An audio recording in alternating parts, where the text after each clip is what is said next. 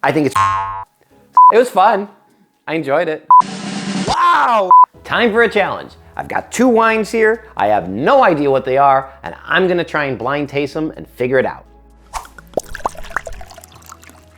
Last week, I put out a video how to blind taste, and I shouldn't talk the talk if I can't walk the walk. So in this video, I'm gonna try and put my knowledge to the test. This is really the 3rd video of a series, and I'd really recommend you watch our other 2 videos first, because this blind tasting combines the knowledge from the first 2 videos. First, you gotta watch how to taste wine, which is here, where we talk a lot about the basics of tasting and assessing a wine.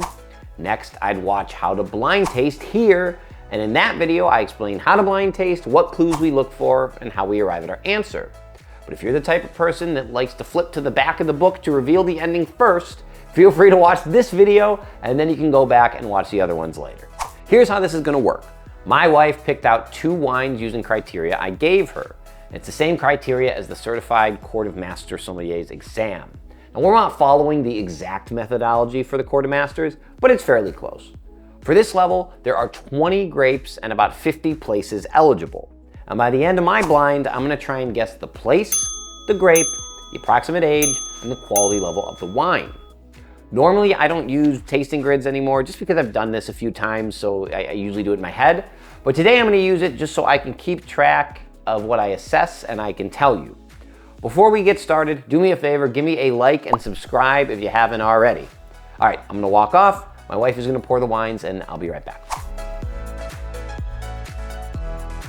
I sent her into the store today and she forgot her ID, so I had to come into the store at the checkout and then close my eyes at the checkout so I wouldn't see the wines, but I had to give them my ID.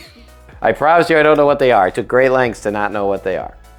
It's one of the grapes that is typically used on the Certified Sommelier exam in one of the places. And that's all I know. Otherwise, I just know it's white wine. So let's go. So if you know me from my other tastings, I always say, spend more time on the nose than the palate because you can get a lot out of it. And I already have a good idea of what this is just based on the nose. You're not supposed to do that. I'm supposed to go through like a math problem, right? Even if you know the answer, you're supposed to show your work. So I have a good idea of what this is, though I don't think I know where. But let's go through the same way I talked about in the previous video. Is it New World or Old World? This is actually kind of tough. My gut, there's like a smoky, slatey thing going on. My gut says Old World, but let's taste it and see a little more. I think I'm sticking to Old World, and the reason I'm saying that, remember we said Old World tastes like mineral driven for whites, and New World tastes like fruit. I think this has more of a mineral driven character. And the other reason I'm gonna say Old World is because the acid is pretty high and it's a pretty light body. Good acidity. And that is a sign of usually cooler climates, and there's more of those in the Old World than not. So I'm gonna say Old World. Is it a cool climate or warm climate? I mean, I think I kind of just told you. The acidity is really high. The fruit character is citrus meets stone fruit kind of thing. So I lean towards like a cool climate. So that's gonna be my assessment. I think this is an Old World cool climate wine. I'm just gonna write that down. And that's gonna help tell us a lot about what place this is, but I won't know for sure what place it is until I assess what grape it is. So what we're gonna do now is go to the grape and then we'll come back, we'll figure out the place. All right, so now let's talk about what grape it is. If you remember in my last video, I said to assess the grape, you wanna know the fruit character, the oak, and the structure. And then also if there's any dead giveaways. So let's go one by one. Fruit character. It's a pretty tart fruit character. And that comes from a few things. 1, lots of citrus fruit. 2, lots of acid, so you get a tart character in the fruit from the acidity. And I will say I am getting some stone fruits, like some peachy flavors, but I would still say, I mean, it's sour. It almost tastes sour, right? Tart, citrusy fruit character with a little stone fruit. Next, what is my structure? For my whites, I wanna know acid, I wanna know body, and I wanna know sugar. I already mentioned really high acidity. Acidity, my mouth is salivating, right? And it's that tartness. So acid, high. I'm gonna say the body is medium minus. It's not light, but it's by no means heavy. And sugar, this might have like just a hair. I wouldn't even describe it as off dry, but just a little bit of residual sugar. I'm still gonna describe it as dry. If there's any sugar, it's minimal. And then are there any giveaways? There's a couple things in here that maybe would tell me some clues about the grape. But I am getting a smokiness from this that I might say is the faintest hint of petrol gasoline. And that's a big giveaway if that's what it is, but I'm not sure I'm ready to call it that yet. And then there's some good floral notes. There's kind of an aromatic nose to this. You know, those can be a giveaway because there's only so many of them. So that being said, let's eliminate, what is this not? Remember I said when we're talking about blind tasting, we want to talk about what this is not first. We can eliminate a bunch of stuff on our chart here. So it is not, I don't think, Chardonnay, unless it's a really lean Chardonnay like a Chablis, which it could be. But I don't get the chalky salinity that I would get from Chablis. I'm gonna say it's not Chablis and not Chardonnay. I also don't think it's Chenin Blanc. The residual sugar might lead me to think Chenin Blanc and some of the stone fruit, but it would need a bigger body. It's too light to be Chenin Blanc. Gewürztraminer, no, I don't think so. It is too, you know, I would get lychee, I would get some ginger, I'd get some, the nose on Gewürztraminer is pretty a dead giveaway of that, so I don't think it's that. Could it be Pinot Grigio? Maybe, but the stone fruit character of it and it doesn't really have that crunchy acidity that I sometimes associate with Pinot Grigio, so I don't think it's Pinot Grigio. So that leaves, oh, is it Torrontés? Again, like that would be a super aromatic nose. I just don't get that. It's not perfumey like Torrontés or Gewürztraminer would be. So that leaves only 3 grapes, Albarino, Riesling, and Sauvignon Blanc. So I honed it in, I hope it's one of those, with a distant fourth of Chablis. My first impression when I smelled, I kind of thought it was Sauvignon Blanc, but that's why we do the grid, because when I went through the grid a little more, I was like, oh, I think this is Riesling, because the evidence supports it, which is that slaty, smoky, almost petroly minerality, the great acidity, the citrus and stone fruit at the same time. I could also give it Albarino. The only reason I'm not doing that, because I don't get a ton of salinity, which is a hallmark of Albarino. I think I'm gonna go Riesling. I think Riesling first, Sauvignon Blanc second, but let's say it's Riesling. So now, we said it was old world, we said it was cool climate, and we think it's Riesling. Well, if you know your wine regions of the world, especially the ones that are gonna be on a test like this, but just generally, there's one place that's very, very famous for old world, cool climate Riesling, and that is Germany. So I'm going to say this is from Germany, specifically, if you made me guess. I'm not great enough at the Mosel and the Rhine differential to pick that, but maybe I'll say Rhine because I think it's a little cheaper. Next is quality. Now quality, remember from our previous video, we said is assessed by a few things. It's assessed by complexity and length. I'm gonna guess this is still Cabernet because it's not very sweet. That's the lowest usually level of sweetness. So I'm gonna say it's a Cabernet level. I'm gonna say this is a $24 bottle of wine. And the last thing is age. If I'm thinking it's Riesling, the thing that develops with Riesling as age is that petrol notes. I'm not getting a ton of that. I'm gonna say it's 4 years old. I'm gonna say this is 2018. So, final answer, Riesling from Rhine, Germany, Cabernet level quality, $24-ish, 2018 vintage. And Lisa did a good job of being very stone-faced. She didn't give me a single reaction as I did this. So now is the fun part, or not fun part for me if I'm way off. Maybe I should give a backup. If it's Sauvignon Blanc, my backup is that it's French Sauvignon Blanc. It's Sancerre or Polyfumé. All right. I hope I'm not way off. I might be. I can sometimes get it spot on, but sometimes, we'll see. You ready? Wow, really? So it was my second pick, but I literally said it wasn't this. So it is Sauvignon Blanc. I should have gone with my gut. The first thing out of my mouth when I smelled it, I was like, it's Sauvignon Blanc. And Sauvignon Blanc has a really distinct nose, but this felt like it had some residual sugar and that threw me off. So it's Sauvignon Blanc, but I thought it was, so it was my second choice, not my first choice. I'll take that.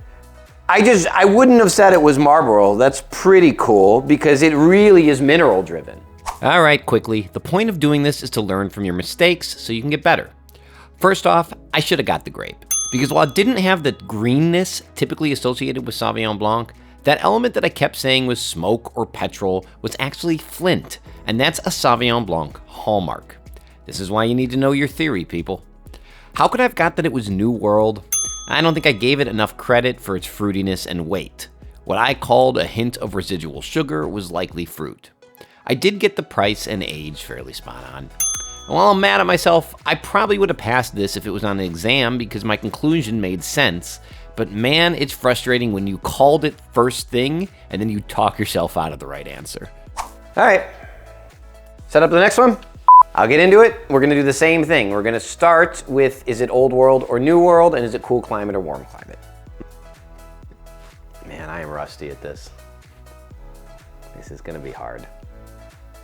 All right, here's what I'm gonna do. I'm gonna make a call now before I go through the tasting grid that talks me out of it maybe.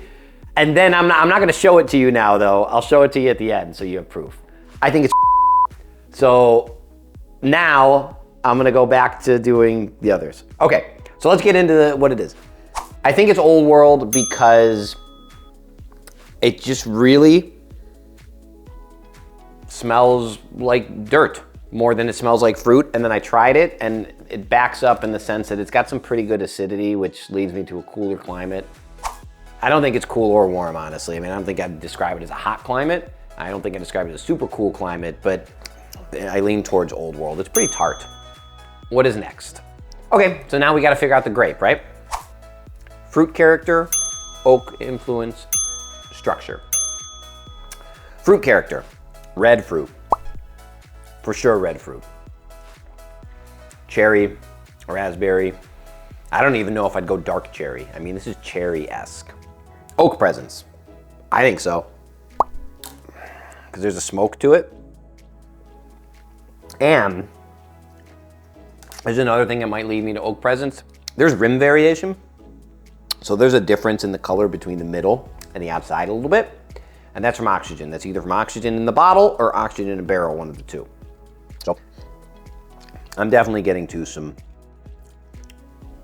almost like sweet spice. That spice character, baking spices, can be oak.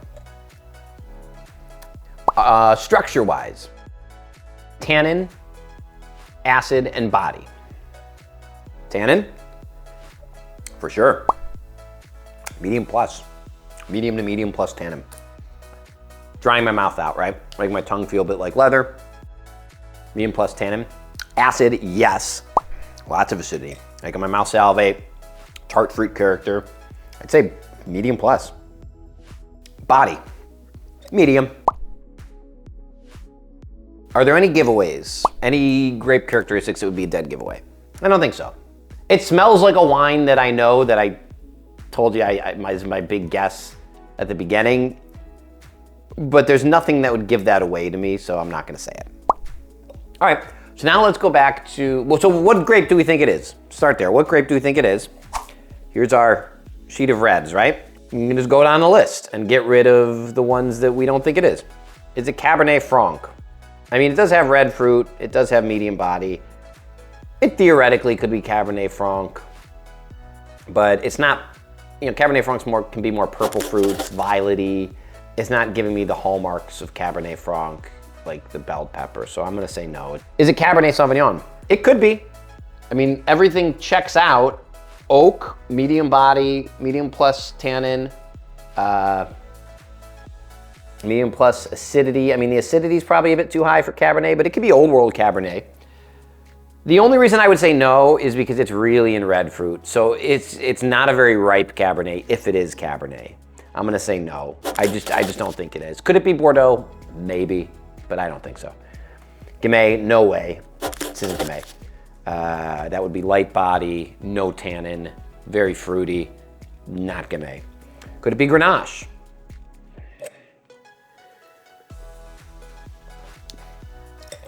Too much. I mean, Grenache is a high acid grape, but in Grenache, they usually do it here in like a blend. Like it's not a GSM blend. I don't get any of the Syrah, peppery, and gamey. I don't get any, I mean, I guess to get tannin, it could be from Mourvedre, but it's not giving me, you know, Grenache characteristics. Is it Malbec? That's a purple fruit wine. I mean, I said this is pretty clearly in a red fruit land, so I'm gonna say no. Plus Malbec, most Malbec is made in the New World, and I already said this is Old World wine. Could it be Merlot? Again, could be, it's not New World Merlot. It could be Old World Merlot. It could be Bordeaux. But the tannins are pretty harsh and the acidity is pretty high. Merlot's kind of a lower acid grape. So far, my only second guess it could be is Old World Cabernet. Could it be Nebbiolo? Could it be Barolo or Barbaresco? See, I'm gonna trip myself up off of what I thought. Because it's got a lot of the, it's Old World, cool climate. Yes, it's got red fruit. Yes, it's got oak. It's got lots of tannin. It's got lots of acid. It could be Nebbiolo. All right, my second is now Nebbiolo. I still think my first is right. Could it be Pinot Noir? Too much tannin. Could it be Sangiovese? Could be Sangiovese. Sure.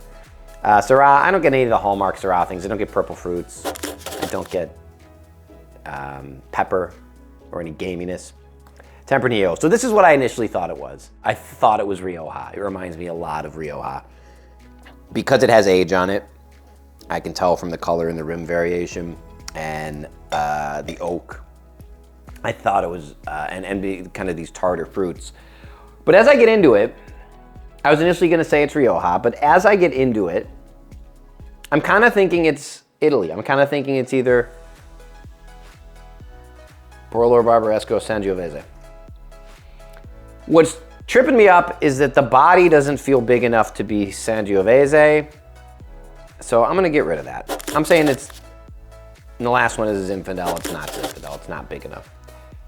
I'm saying it's Tempranillo or Nebbiolo, so that means it's either Barolo or Barbaresco, or it's Rioja.